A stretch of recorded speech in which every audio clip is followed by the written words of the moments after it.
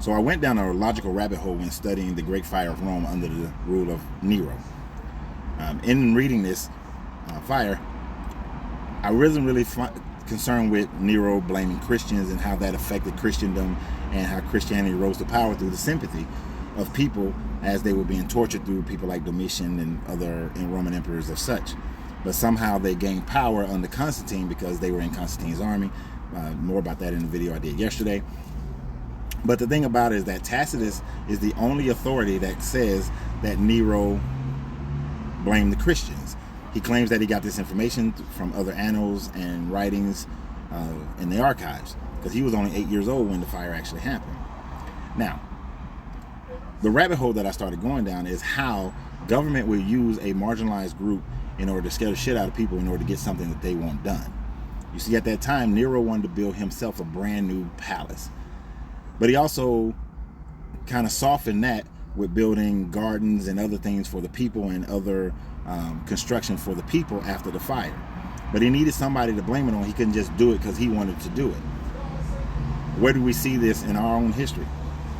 Well, when cocaine and heroin and marijuana was a problem, the American government used the most marginalized group at that time frame, the least powerful group, black people, to scare the shit out of the white man's mind.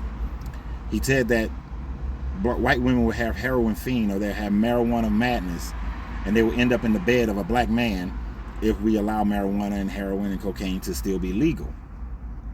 By utilizing this tactic of blaming the most marginalized group, it allows for government to accomplish certain tasks that they desire to accomplish. So, were Christians blamed? Possibly. But only one source that I found thus far. If there's another one, please help me, because this is something I just decided to study for a few minutes, for a little bit. But I went down this rabbit hole. But the true thing that I'm looking at here is how governments will utilize the least of us in order to control the majority of us. And this is one reason why our system is not broken.